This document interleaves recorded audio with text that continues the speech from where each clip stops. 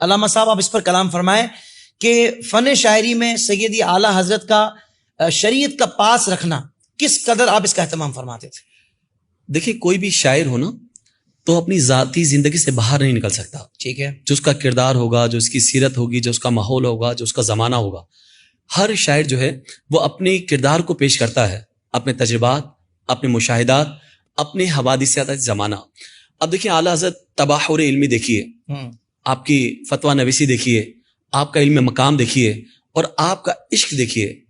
عشق میں تو آپ سرتابہ ڈوبتے ہوئے محسوس ہوتے ہیں. اور خود ہی فرماتے ہیں اے عشق تیرے صدقے جلنے سے چھٹے سستے، جو آگ بجھا دے گی وہ آگ لگائی ہے، جو آگ بجھا دے گی وہ آگ لگائی ہے.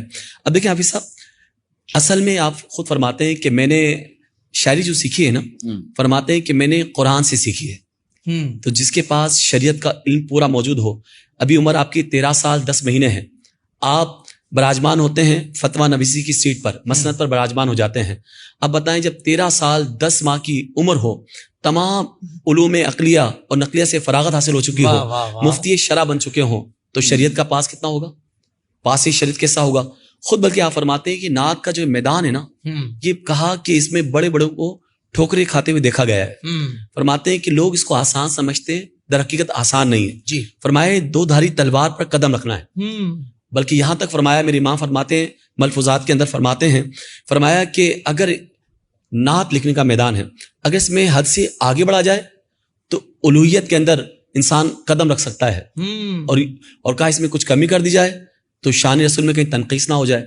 تو اب دونوں کا خیال رکھنا ہوگا. دونوں طرف کیا ہے؟ حد بندیاں ہیں. ہم کا راستہ بالکل آسان ہے، اس میں جتنی چاہے آپ تعریف کریں، جہاں چاہیں بڑھ جائیں، مگر جب ذات رسالت مآب کی بات آتی ہے تو آپ کو شریعت کو ملحوظ خاطر رکھنا پڑتا ہے. رسالت کا مقام کیا ہے، حضور کا ادب کیا ہے، آداب نعت گوئی کیا ہے، ان چیزوں کا خیال رکھنا پڑتا ہے. اب دیکھیں میرے امام کی بات، ایک شخص آتا ہے، ایک شاعر کہتا ہے جناب میں نے کلام لکھا ہے. آپ نے کہا کہ میں اکثر تو کلام میں کافی مراد آبادی کا سنتا ہوں یا اپنے چھوٹے بھائی حسن میاں کے سنتا ہوں. تو کہا حضرت سن لیں. بڑا اس نے ضد کرنا شروع کر دی. تو آپ نے کہا سنائیے.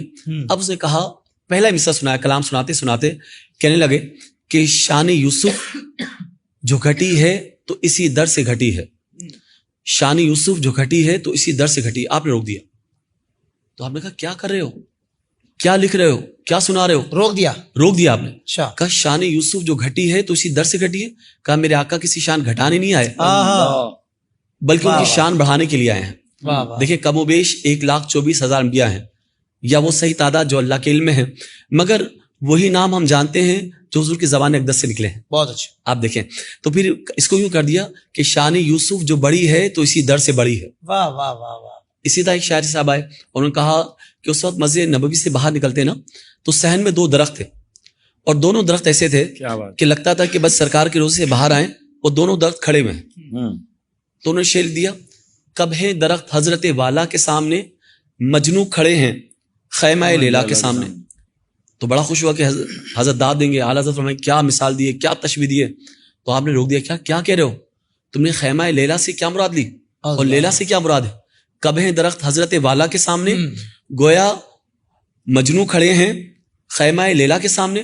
تو یہاں خیمہ لیلا سے مراد ہماری گنبد خضرا اور لفظ لیلا سے مراد حضور کی ذات. فرمایا اس کو چینج کر دیں، کب ہے درخت حضرت والا کے سامنے، قدسی کھڑے ہیں عرش معلیٰ کے سامنے. کیا بات ہے، کیا کہنے، واہ واہ. قدسی کھڑے ہیں عرش معلیٰ کے سامنے. اب دیکھیں عرش معلیٰ گویا حضور کی ذات ہو گئی، اور قدسی کی طرف یہ تشبیہ دے دی گئی درختوں کو. اب دیکھیں جب پاس شرع ہوتا ہے، جب شریعت کا پاس ہوتا ہے، جب علم ہوتا ہے تو اندر سے یہ آواز آتی ہے. اس کو پتا ہے کہ قرآن کے احکامات کیا ہیں، دین کیا کہتا ہے، دین کی حدود کیا ہیں، یہ حدود اللہ کیا ہیں، تو یہ حد بندیاں کیا ہیں. تو انسان اپنے دائرے میں رہتا ہے، ایسا نہیں کہ جو چاہے کہتا چلا جائے. تو چونکہ یہ عشق رسول ہے تو اس کے اندر پاس شرع رکھنا بہت ضروری ہے. سبحان اللہ، ماشاء اللہ. علامہ صاحب کیا خوبصورت آپ نے کلام فرمایا. سوشل میڈیا پر اسلام کی صحیح تعلیمات جاننے کے لیے ابھی حافظ سائر قادری کا نیا YouTube channel Islamic digital studio subscribe کر لیں، اور ہاں نوٹیفیکیشن بیل آئیکن کو بھی پریس کر لیں تاکہ ہماری نئی ویڈیوز آپ تک بر وقت پہنچ سکے.